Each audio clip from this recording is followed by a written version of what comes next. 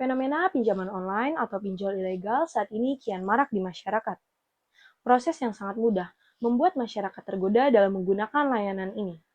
Namun, di balik mudahnya layanan tersebut, banyak sekali risiko besar yang harus ditanggung. Mulai dari persen bunga yang sangat tinggi, penagihan secara tidak manusiawi, hingga penyalahgunaan data pribadi. Hingga tahun 2024, sebanyak 129 juta orang di Indonesia tercatat menggunakan layanan fintech lending dengan total pendanaan 874,5 triliun rupiah dari menurut data Asosiasi Fintech Pendanaan Indonesia atau AFPI. Dari jumlah tersebut, 30,61% dana disalurkan untuk sektor produktif. Ketua Umum Enjek S. Jafar menegaskan bahwa pihaknya berkomitmen untuk membasmi para pinjaman online ilegal serta sekaligus meningkatkan kualitas literasi keuangan masyarakat Indonesia. Komitmen tersebut diucapkan dalam acara Forum CEO AFPI 2024. Jakpad baru saja merilis hasil survei terbaru mengenai perilaku dan kebiasaan pengguna fintech di Indonesia pada paruh kedua tahun 2024. Survei ini melibatkan 2.133 responden yang terdiri dari Gen Z sebesar 36%, milenial 42%, dan Gen X sebanyak 22%. Riset tersebut berfokus pada jenis-jenis pembayaran digital seperti e-wallet, platform banking atau digital banking, serta layanan pay later. Selain itu, riset juga membahas jenis-jenis fintech yaitu e-wallet, pay later, pinjaman online, crowdfunding, dan peer-to-peer lending. Hasilnya menunjukkan bahwa 93% responden menggunakan aplikasi e-wallet, diikuti oleh 31% yang menggunakan layanan pay later, dan 10% pinjaman online berbasis uang tunai. Sebanyak 47% responden juga menggunakan platform banking dengan mayoritas memilih mobile atau internet banking sebesar 88% dan 42% menggunakan digital banking. Pada semester kedua tahun 2024, mayoritas responden Gen Z melakukan pembayaran digital, di mana 80% menggunakan e-wallet, 47% memiliki platform banking, dan 28% memanfaatkan pay later. E-wallet mendominasi sebagai alat pembayaran, baik untuk transaksi online maupun offline. Secara khusus, 85% Gen Z menggunakan e-wallet untuk pembayaran terutama saat belanja langsung atau daring. Selain itu, 5 dari 10 Gen Z memanfaatkan platform banking saat berbelanja online, dan 26% menggunakan layanan pay later. Menariknya, untuk kebutuhan hiburan seperti menonton konser, bioskop, atau langganan streaming, 92% Gen Z menggunakan e-wallet, diikuti oleh 58% yang memilih platform banking dan 31% memakai pay later. Faktor yang paling dipertimbangkan oleh Gen Z dalam memilih platform fintech adalah kemudahan metode pembayaran sebesar 56%, aplikasi yang ramah pengguna sebesar 50%, serta legalitas yang terdaftar di Otoritas Jasa Keuangan sebesar 40%.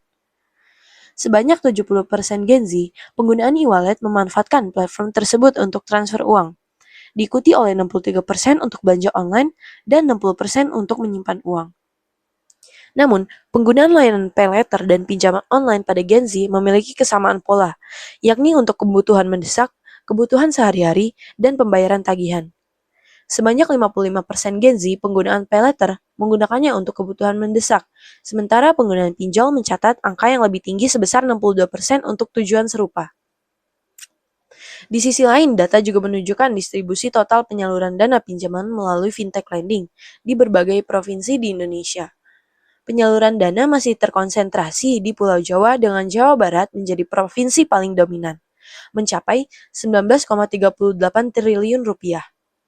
Tingginya angka ini mencerminkan permintaan terbesar terhadap layanan fintech lending di Jawa Barat, didukung oleh populasi yang besar, kebutuhan pembiayaan tinggi, dan tingkat literasi digital yang baik. DKI Jakarta berada di posisi kedua dengan total penyaluran mencapai 12,37 triliun rupiah, mencerminkan tingginya aktivitas ekonomi dan kebutuhan pembiayaan usaha produktif di wilayah metropolitan. Jawa Timur menempati posisi ketiga dengan penyaluran sebesar 9,38 triliun rupiah, disusul oleh Banten dan Jawa Tengah masing-masing sebesar 0,3 triliun dan 5,95 triliun rupiah. Di luar Pulau Jawa, Sumatera Utara mencatatkan penyaluran dana sebesar 2,47 triliun rupiah, diikuti oleh Sulawesi Selatan sebesar 1,68 triliun rupiah.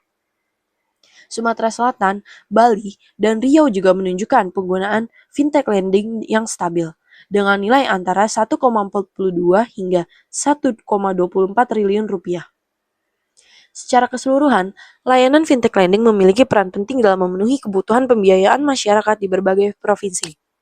Namun, tantangan dalam memperluas penetrasi ke wilayah lain serta meningkatkan literasi keuangan masih diperlukan diatasi untuk mendorong inklusi keuangan yang lebih merata di seluruh Indonesia. Dan pada hari ini, kita akan langsung mendengar para pandangan masyarakat tentang layanan pinjaman online. Apakah mereka merasa khawatir atau tidak relevan bagi mereka layanan ini? Untuk mengetahui jawabannya, berikut laporan langsung dari Raya Ramadhani di lokasi. Terima kasih Zalfa atas laporannya dari studio. Kali ini saya akan mewawancarai warga setempat bagaimana pendapat mereka tentang pinjaman online.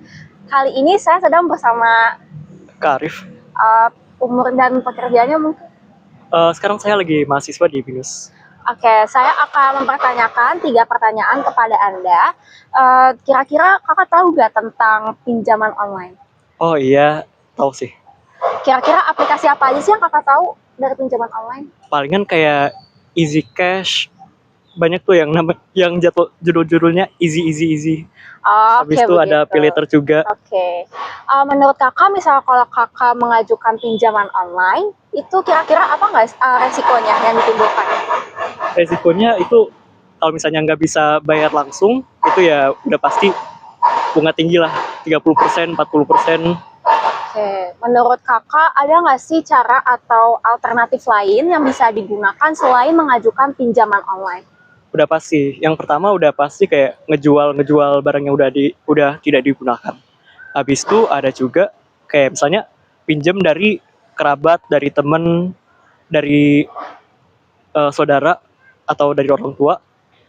Selain itu juga bisa mulai kayak menghasilkan uang dengan berdagang atau sebagainya.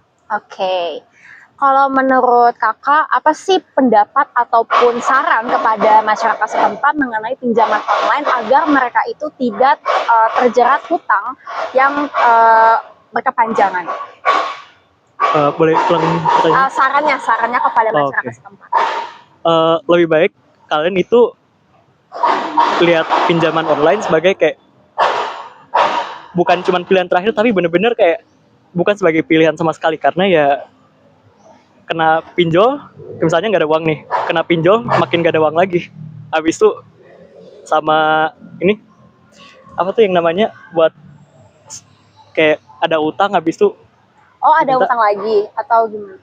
Kayak orang yang kayak lo ada utang, habis itu orang itu kayak ke rumah lo, habis itu rentenir. Iya, rentenir ya. Iya. Benar. Serem juga sih. Ya. Terima kasih Kak Arif atas jawabannya dan juga kesempatannya. Kembali lagi bersama Luna di studio. Terima kasih Raya Ramadhani atas laporan langsungnya dari lapangan. Dari yang apa kita dengar, banyak masyarakat yang lebih memilih untuk tidak menggunakan layanan tersebut. Meskipun layanan tersebut memberikan kemudahan, tetapi banyak sekali resiko yang tidak bisa dianggap sepele. Oleh karena itu, penting bagi kita semua untuk memahami syarat dan ketentuan sebelum mengambil pinjaman online maupun offline. Jangan hanya kebutuhan sesaat membawa masalah dalam jangka panjang.